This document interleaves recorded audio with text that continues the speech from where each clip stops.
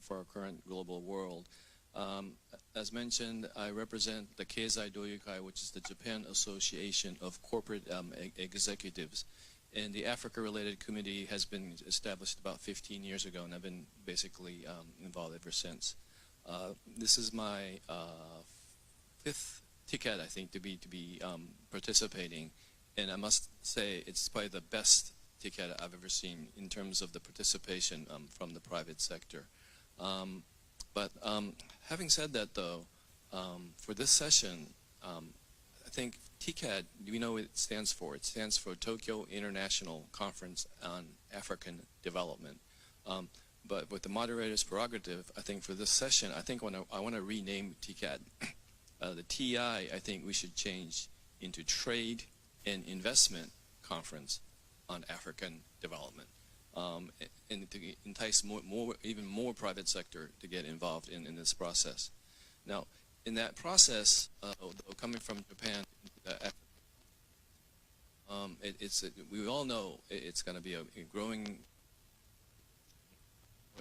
youthful, growing middle class, and there are a lot of opportunities, of course. But as a continent, it's very large, and there are large countries within that continent, but there's 54.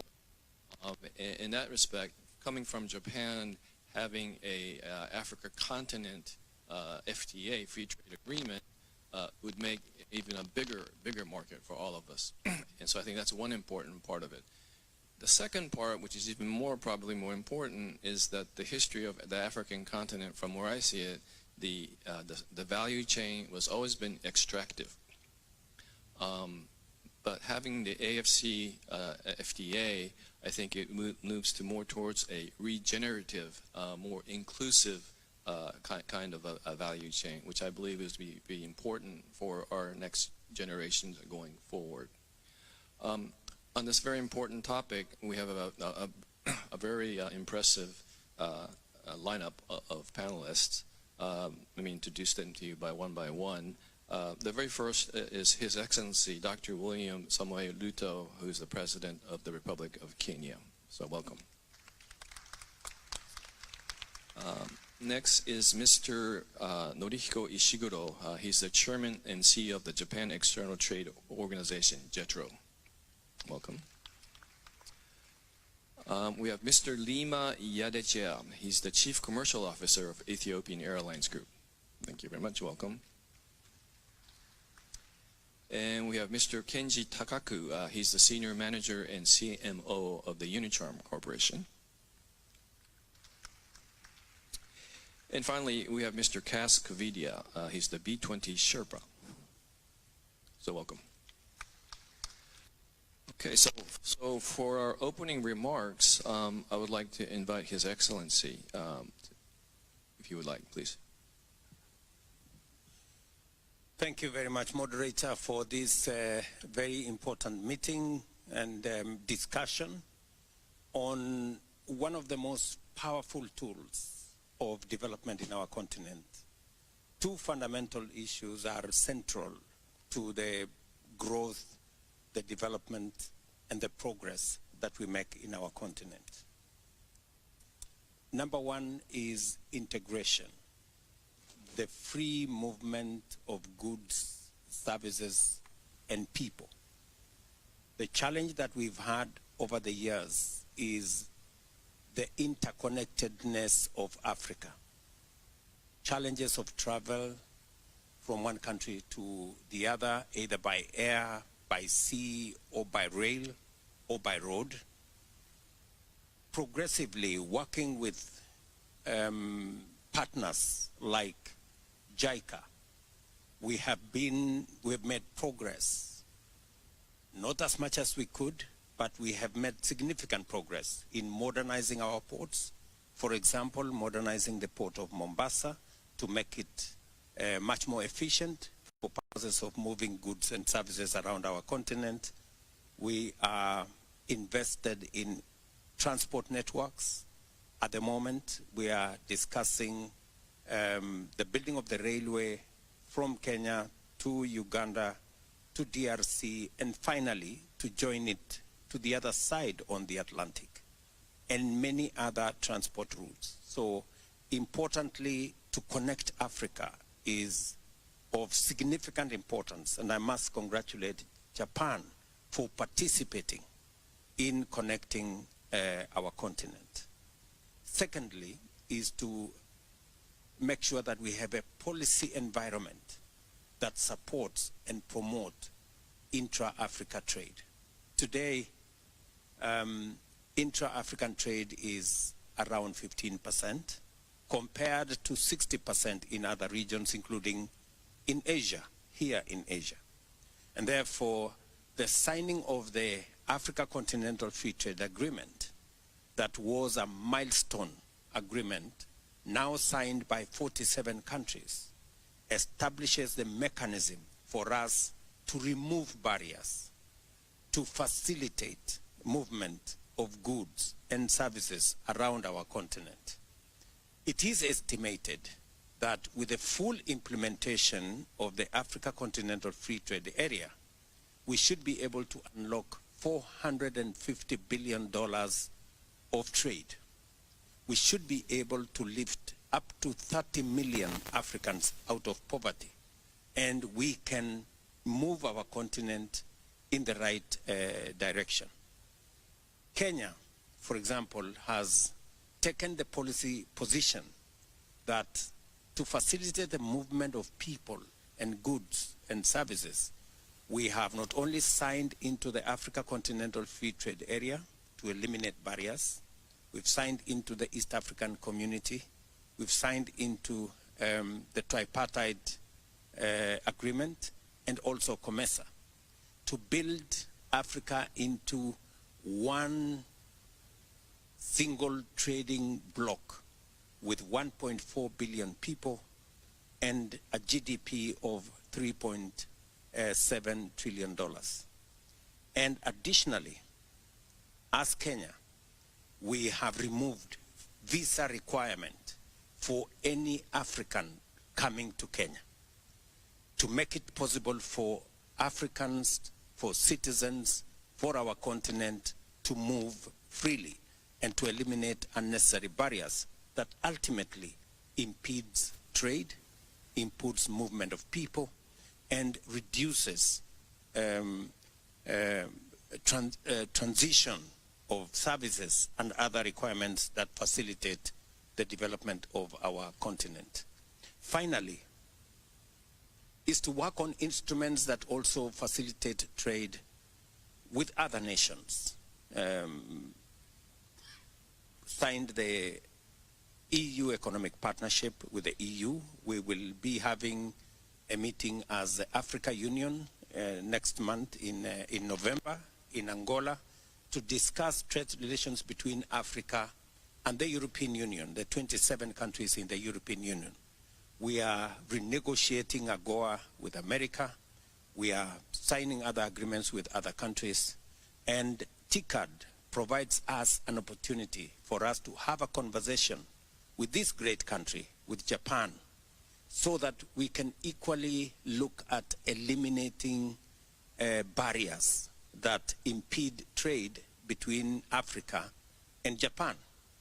A case in point is a discussion I had with the Prime Minister of Japan 2 days ago on looking at how we can remove barriers on our agricultural goods that come to this country. Kenya exports tea, coffee, horticulture, macadamia, avocado to many European countries. But unfortunately, we still have barriers of trade of our agricultural goods to Japan. We are looking forward to use the TICAD framework to negotiate as Africa so that we can have greater market access to Japan, to Asia, and use Japan as our friend to launch our way into the Asian market.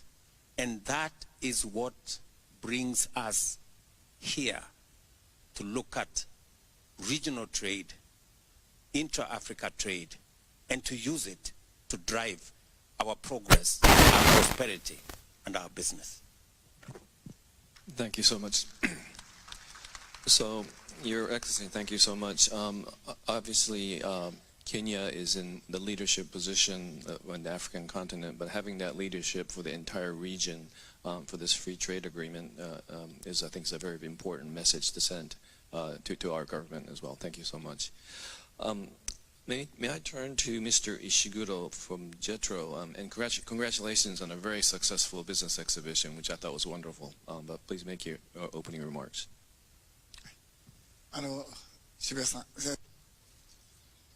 Thank you very much, Mr. Shibusawa. I would like to speak in Japanese. There are 3 points I would like to mention. JETRO is promoting a trade, and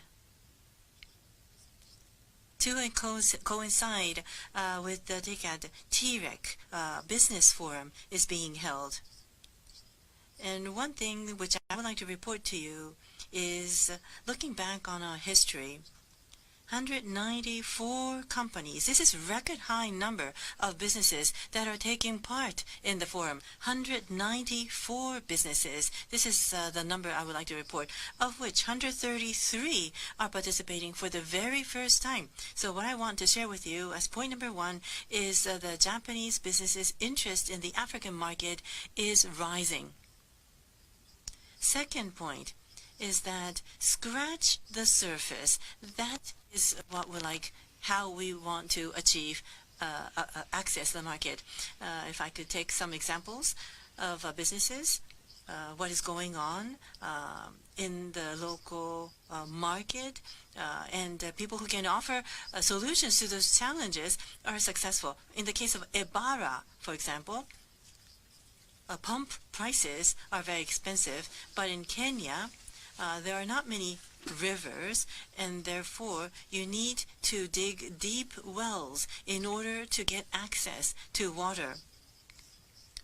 And conducting maintenance in an expedited manner, and that is kind of compensating for the high price.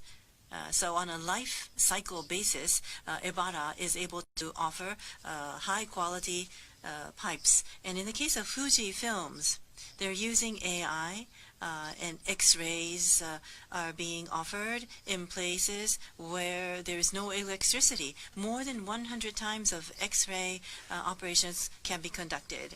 So in this way, there are companies that are taking on the challenges to address societal problems or challenges in Africa. Not just scratching the surface, but entering into the market deeply is very important. The third point, as was mentioned by Shibusawa-san at the outset, I feel that we're entering into an era of investment. International cooperation, of course, is important, but the role is that is expected of Japan is investment. Especially, there's a big population amongst the youth in Africa, and how to provide quality employment is what is expected of Japan. And therefore, at JETRO, we're going to promote investment, that's number 1, and also support startups.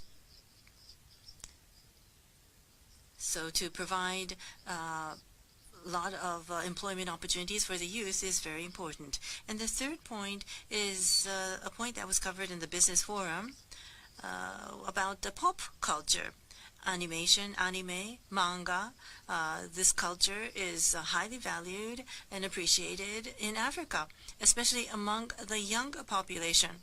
And we, in Japan, anime, manga, the soft power, through soft power, we want people to have more interest in the products and services that Japan can offer, and then with the value and the sense of ethics that we have in Japan should also be communicated. And so we want to further support investment into Africa. はい、ありがとうございます。Thank you very much, Mr. Shiguro. I think the last point was very, very important, because when we think about free trade agreements, we think about the traditional goods and services, which is very, very important. But as Mr. Ishiguro pointed out, the youth and also this pop culture, soft power kind of that kind of non-barrier to that kind of development, I think is also very, very important. His Excellency mentioned about connecting, integrating not only goods and services, but people And I believe the airline industry is very good at connecting people. So I would like to invite Mr. Lima Yadeja for his opening remarks. Thank you very much, moderator. Thank you, TICAD, for this opportunity. As His Excellency the President said it well, connectivity is very much needed in the continent. We in Africa have a huge population of more than 1.4 billion, and the amount of goods being transported through the continent is huge.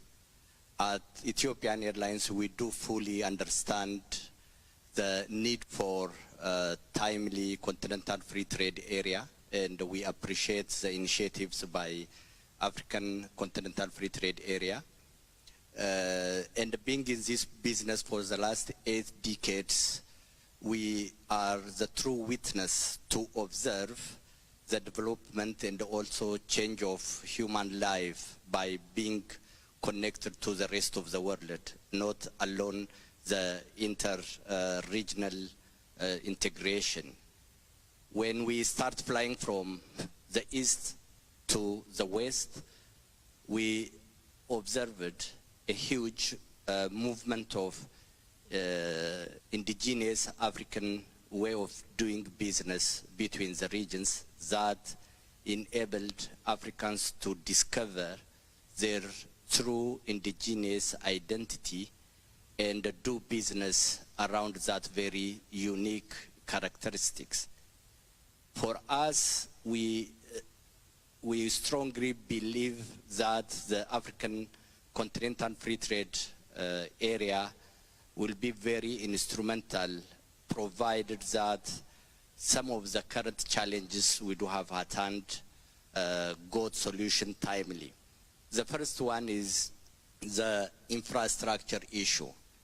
Interregional trade, interregional mobility can be assured by having standard infrastructure in place, like road, railway, and the like, because unless we do have to the standard infrastructure, it will be very difficult to move goods from one country to another. The other serious concern area is non-tariff barriers.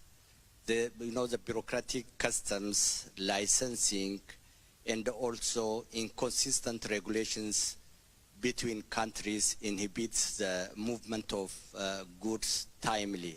In today's world, time is very important, and the faster we can transport goods along the borders, the better the acceptance and the productivity will be. Therefore, the non-tariff barriers need to be properly looked into. The other issue that encounters is fragmented industrial policies. The industrial policy in one country will not match with the policy in other country. For example, Ethiopian industrial policies are not aligned with that of Kenya or Burundi or Rwanda, and hence whatever we produce in one country might not go without hassles to the other country. The other serious concern area is limited access to finance. In cooperation with companies like JETRO, we need to improve access to finance for young, energetic, and educated Africans. We do have very strong workforce. We do have very talented, young, educated personnel. Therefore, having access to finance will enhance. Unless we provide them access, a good access to finance, this will remain to be a challenge. The other issue will be skill and the technology gap. In universities across Africa, we can easily teach the theoretical part of the science, but having hands-on personnel need a practical exposure and also training through technological guidance. Therefore, working in these areas might enable the movement of goods across African borders. Equally, it is important when it comes to human mobility to have a free visa or African Union's free movement protocol to be in place and ratified by African countries. His Excellency the President clearly said that Kenya is doing a great job in this regard. Thank you very much. Under your leadership, we saw that we Africans can easily go to Nairobi and do business. As said earlier, we do have a strong interest in startups in Kenya. Those kind of free movement are very vital in order to enable the spirit of African continental free trade area. It is equally important to have a standardized educational curriculum in the African continent. Today, a university graduate in Addis Ababa might not be able to got a license and enter into professional exercise in Nigeria or in Mali or in Senegal because the curriculums are different, and hence it is really important to have a standardized curriculum when it comes to training requirements along the continent. The other issue is also information lack on labor market data. If Ethiopia made available the requirement when it comes to labor, and if Kenya is able to provide that kind of human resource, or if Ethiopia is ready to export its labor to Kenya and Kenya do the same, it will enable the spirit of the African continental free trade area.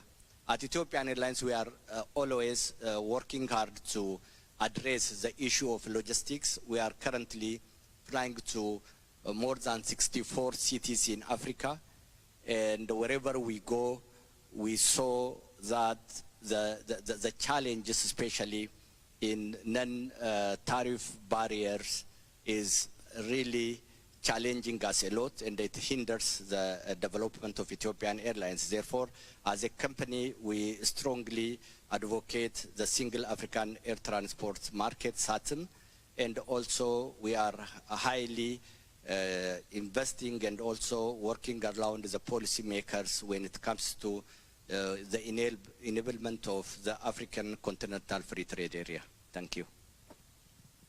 Thank you so much.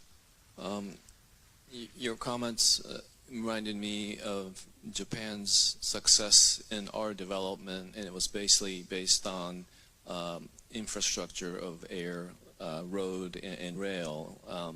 And if we imagine Japan had tariffs on 7 prefectures, it would have never, developed in the way it was. But I think at the very end, I thought it was very important because we could have all the agreements in place for free trade, but unless you have the human capital to deliver based on that, I think that's a very important point. Thank you so much. I would like to turn to the business sector regarding this topic, and initially I would like to ask Mr. Takaku from Unicharm for his comments. Thank you very much. I am Takaku from Unicharm. I want to start by thanking for giving me this opportunity to speak. Thank you very much, Iwasawa-san, for having me in this panel discussion. So I want to speak along the theme of this panel discussion, promoting inter-regional African integration and connectivity within and beyond Africa. I would like to speak from the perspective of a private company. But before that, let me introduce you to Unicharm. We provide diapers for babies and adults and sanitary products in developing nations and advanced nations. To address societal challenges, we are operating across 80 countries around the world. In Asia, we have #1 share, and globally we have #3. We are #3 in terms of market share. We're very grateful to say that 70% of our business comes from international business. Entering into the African market started from 2012 when a local subsidiary was established in Egypt. It is a very big entity with production facility. Language, culture, those are the reasons why the Egyptian entity is overseeing Northern Africa.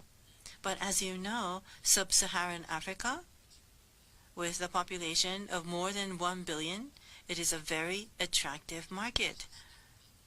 However, there are 47 countries. There are so many countries in Sub-Saharan Africa, and therefore making effective use of limited resources is necessary. We have our own index, KPI, stability and growth of the economy, population, and safety, business infrastructure, life infrastructure. Those are the indices that are used and are scored, and we're focusing on 5 countries in rolling out our business. Kenya, Cote d'Ivoire, Ghana, Nigeria, South Africa. These are the 5 countries that have been selected. 2023 and beyond, as you can see, this is a product that is dedicated to the African market. And moreover, this year, by the end of 2025, fiscal year 2025, in Kenya, together with Toyota Tsusho, a Japanese entity, we want to establish a local subsidiary. Especially in Kenya, it is an important pillar for our business in Africa. Kenya is a leader in Africa, and as a hub in Northern Africa, it has a geographical superiority, and there is an expectation that it will contribute to the regional growth. And therefore, integration of Africa and connectivity within and beyond Africa will be a benefit for us. And at the same time, locally produced and locally consumed. And therefore, localizing management is imperative for us. Producing and distribution based on local needs, having a good understanding of the needs of the local people, and produce products and distribute the products that will create employment is what we want to achieve. And this is what I've brought with me today. This is a sanitary product that consists of 1 sanitary product in each pouch. And this is a product that any consumer can buy when they need it. So integration of the African region is something that will expedite the access of capital from Japan. Moreover, when we do our business, for example, customs clearance or receiving license permits to do business, it's quite cumbersome to do that in different countries, but if it becomes standardized, I'm sure it will be conducive to accelerating the process. And lastly but not least, I would like to say that our business is empowering many women locally. Small-sized kiosks. We would visit these kiosks and meet with the owners and engage in dialogues and conversations with them in selling our products. And of course, we are selling sanitary products, but at the same time, we talk about periods, about the knowledge to enlighten the local people. So the use of sanitary products is still around 40% in Africa, and together with the government officials and government staffs, for example, sanitary products to be offered in primary schools and offering education programs. So we want to contribute to the local community. And at the end of the day, that will support the empowerment of women in the society. In order to make this possible, as I said, African integration is necessary, and connectivity within Africa is indispensable. And so with this meeting as a trigger, I hope we will pave the way going forward. Thank you. Thank you very much.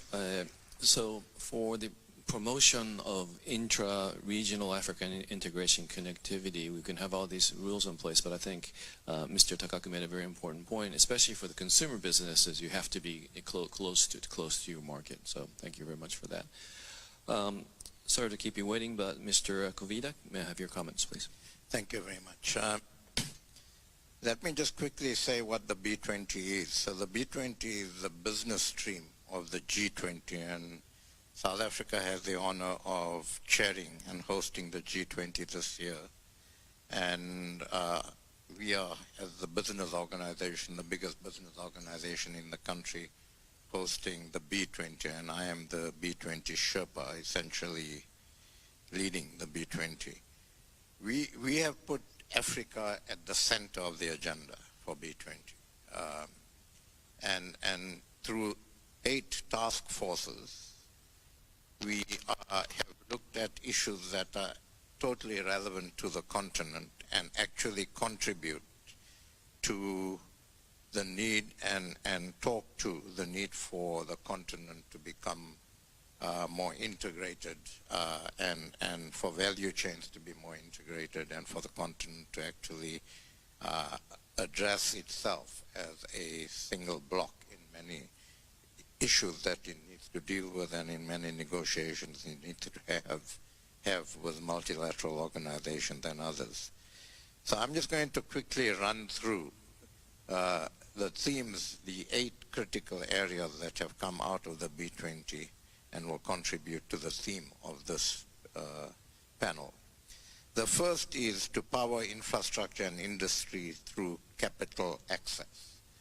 And we are looking at a number of priority issues. One is blended finance, innovative financing mechanisms and instruments, and finance access to finance for SMMEs and underserved groups. We're also looking at and making recommendations on the problem of debt faced by the continent and talking to what rating agencies need to do to have a different approach towards the continent and the way they rate the continent and rate countries on the continent.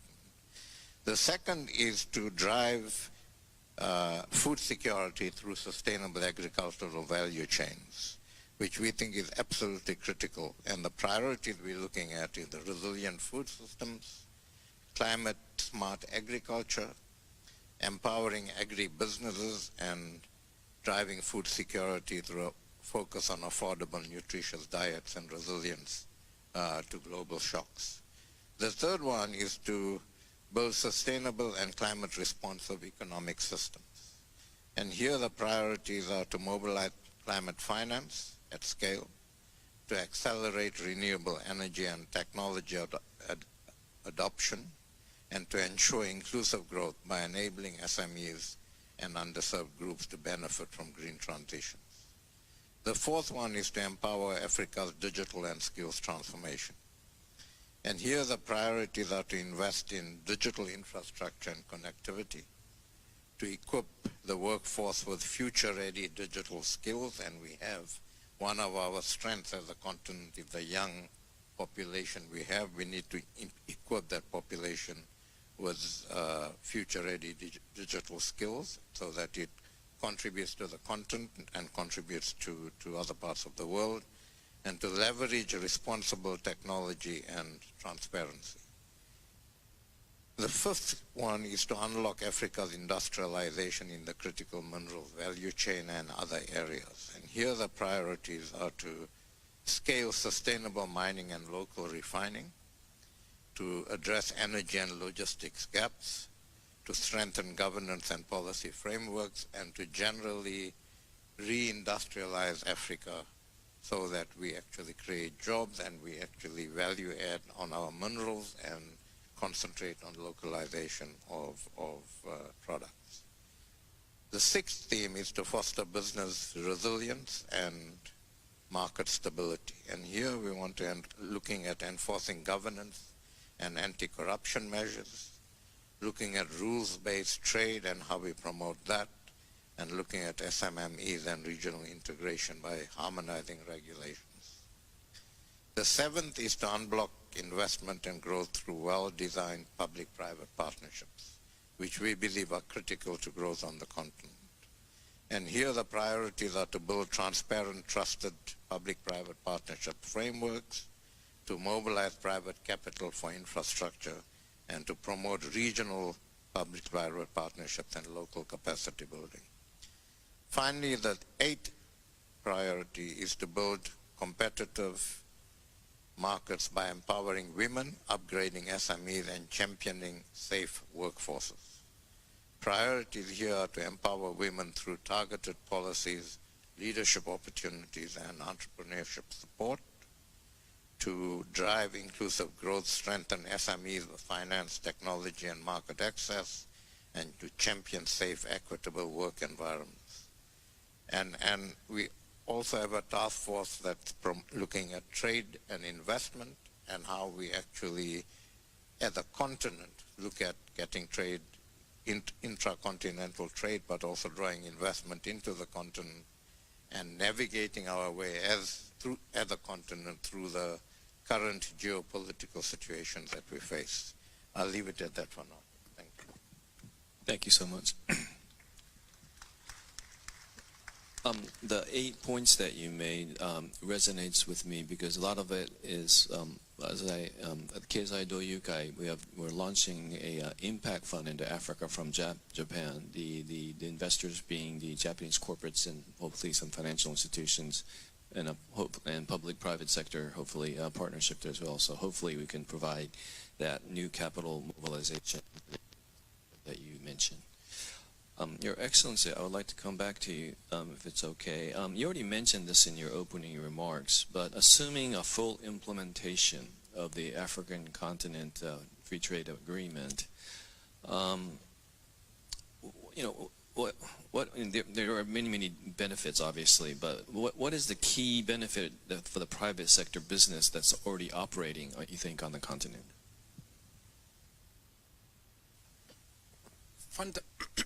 Fundamentally, there are three issues that the full implementation of the Africa Continental Free Trade Area will unlock. Number one is to unlock opportunities in trade, in business, which with backward linkages goes all the way to agriculture, and with it, job creation. So there is a value chain, a value chain benefit from productivity through agro-processing that creates jobs and creates value, to SMEs that then participate in markets and trade and business. So there is a lot that can be unlocked, and that is why I said that the full implementation of the Africa Continental Free Trade Area is going to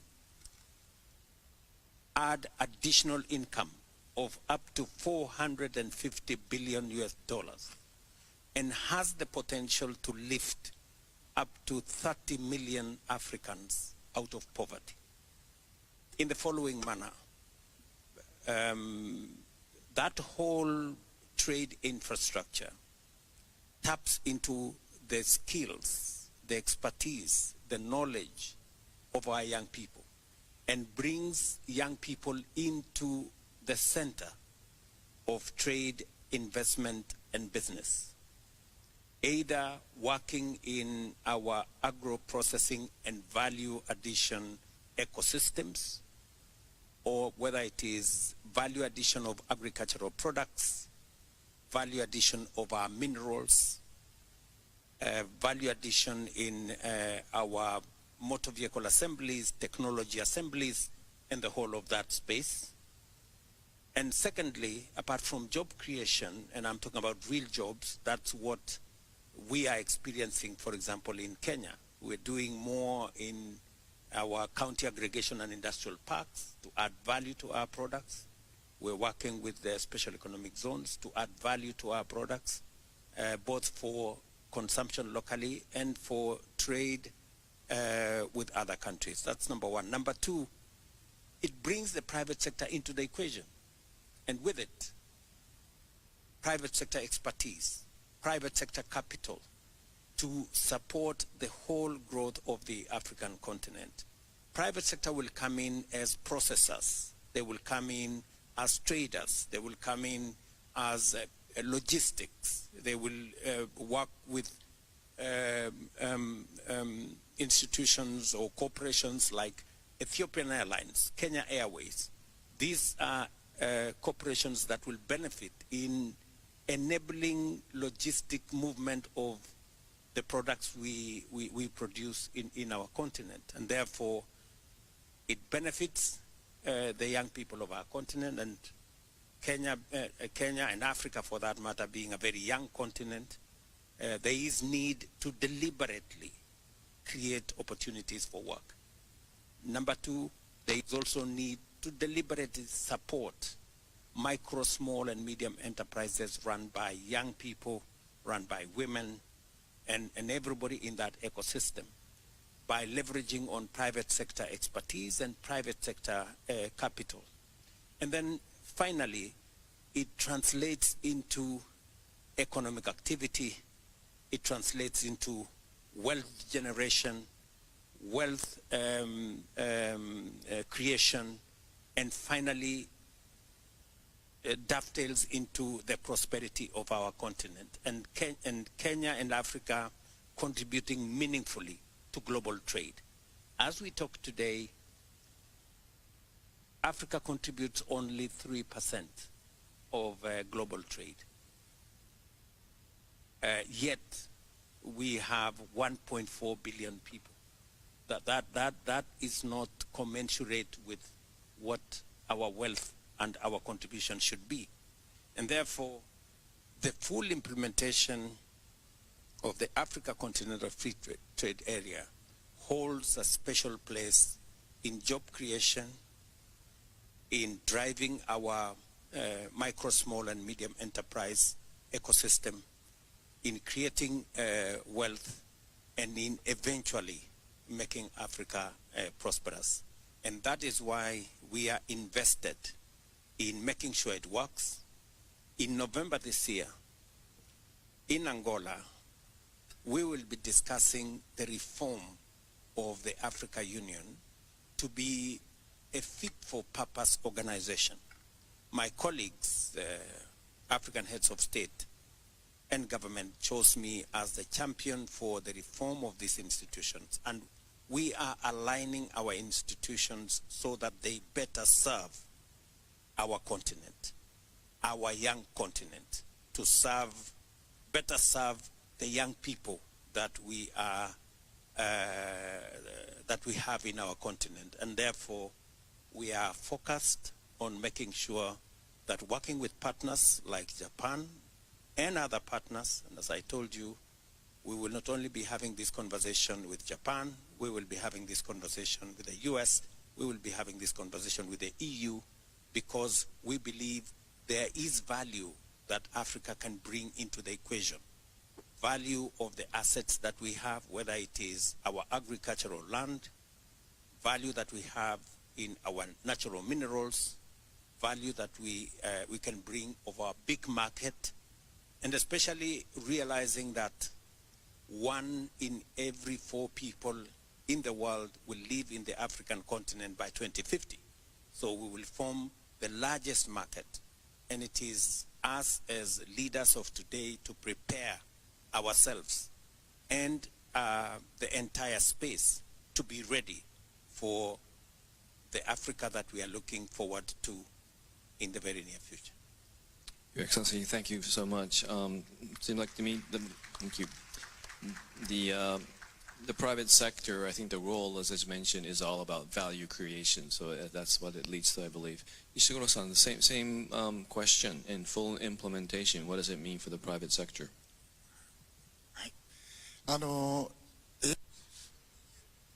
AFCFTA, there's high expectation because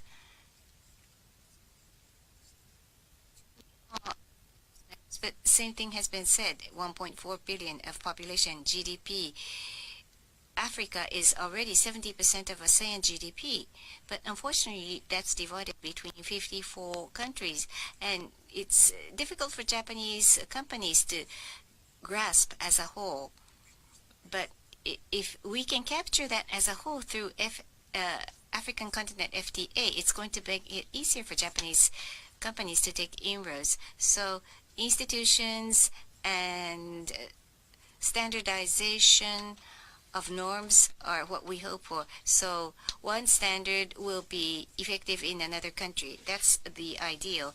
And also supply chain will be established in that context. It's something that already occurred in ASEAN, but unfortunately Thai and Cambodia are in conflict.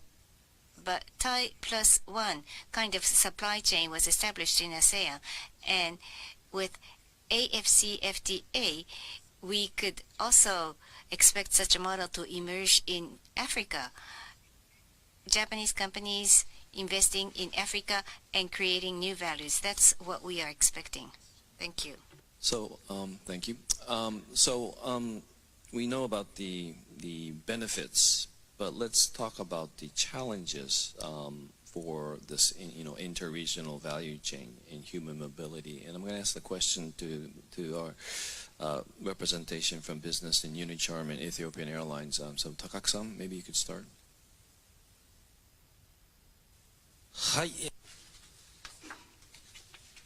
Yes, as was mentioned, there are challenges. For example, early implementation of AFCFTA. This, I think, is what we hope for. For us in the private sector, when we think of doing business in a country, we will be making big investments up front. We are in the equipment business, and therefore, for stable business operation, a certain scale is indispensable, and therefore doing business, it's not really about doing business in one country. How we can use that country as a gateway to do business in more countries. That is an important mandate for us. There are inefficiencies in the African continent, but with the full implementation of the FTA, there will be a value chain that will be built, and therefore big opportunities for business to thrive. In addition to tariff, there is the approval system, which is different by country.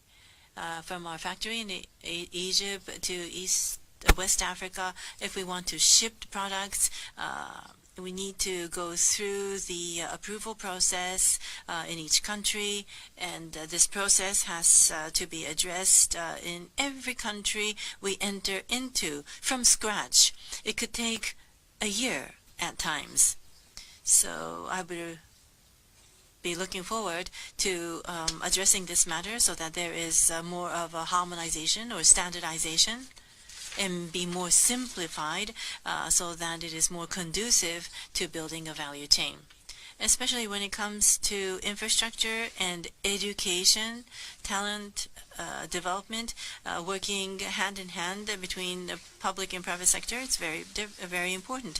Unicharm, a Japanese company, we want to grow together with Africa, and we will conduct management, locally based management, to contribute to the development of the local community economy and generate employment to enhance the living standards of the local community. That is all for me. Thank you. Mr. Lema, may I invite your comments? Yeah, thank you very much. We at Ethiopian Airlines strongly believe for a fact, we say we know Africa by heart because we are in the continent doing business, as I earlier said, for the last 8 decades. For the AfCFTA, the African Continental Free Trade Area, to be fully in implementation, it is high time to liberalize the African airspace. It is high time also to liberalize the way we do when it comes to governance and ownership of critical infrastructures like airports and handling at those very airports, because since in majority of African countries those kind of services are monopoly, it lacks the possibility for companies like Ethiopian Airlines to negotiate and get service for a value of money that we pay. Therefore, we Africans need to strongly work on infrastructure development, liberalization of services, and also the non-tariff barriers need to be seriously looked into, because those kind of bureaucratic way of doing things will encourage corruption, which in other way creates inefficiency that hinders development, the required development and the spirit of the African Free Continental Trade Area. We strongly also recommend that the visa issue in Africa is of a serious concern, because as an African, it is only very limited countries like Kenya, Rwanda, Ghana, and the like, which allow Africans to obtain visa on arrival or get free access. Currently, Ethiopia also introduced a free on arrival visa facility. Those kind of things are very vital and important to reduce the cost of logistics and transportation in Africa. Therefore, we really need to seriously consider a policy framework that enables Africans to trade and Africans to move between countries without any barrier. It is important also to collaborate rather than compete among African countries in order to create a conducive environment.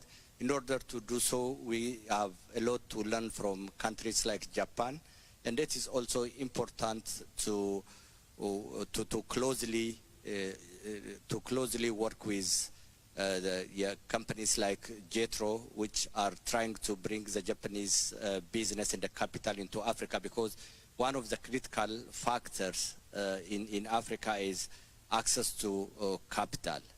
Hence, if we are able to succeed in these areas, hopefully Africa will be more connected. Thank you. Thank you very much. Thank you very much. Sorry, Shigo-san has to leave. So the session, I'm sorry, in Japan, we can't be over time. And we have to apologize for being 30 seconds over, and actually I'm 3 minutes 30 seconds over. So my apologies, and apologies to Mr. Kovida for not being able to invite your final comments as well. But thank you very much for this very lively discussion. Actually, the one comment that I would like to close with is we're talking about free trade agreement, but I think the very important comment by Mr. Lima in his opening remarks is everybody has their indigenous identity. So it's not coercing, which is in Japanese called kyose, into one. But there's another word called kyose, same sound, different characters. It's about mutually living together, basically. And so that's what's important, I believe, for the co-creation and for the prosperity for Africa and for Japan and the world. So, allow me to say one final thing, sure, please. Moderator. In our audience is our Deputy Chairperson of the Africa Union Commission. And part of the reform that we are working on is exactly to address the challenges the private sector is raising, that we should have a unified, standardized approach where business can, like a one-stop shop for Africa to be able to speak with one voice. And the reform that we are undertaking at the Africa Union Commission is so that we can give greater leeway and power for the Africa Union Commission to speak for Africa, to act for Africa in a unified manner. And the Africa Continental Free Trade Area will create a bigger pool and a larger market and standardized mechanisms that would allow private sector to thrive as we drive trade in our continent. And I'm sure our Deputy Chair will pick it up as we work on the reform process.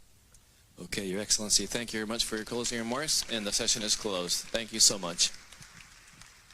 ありがとうございました。Thank you very much. So please give them another big round of applause. Thank you very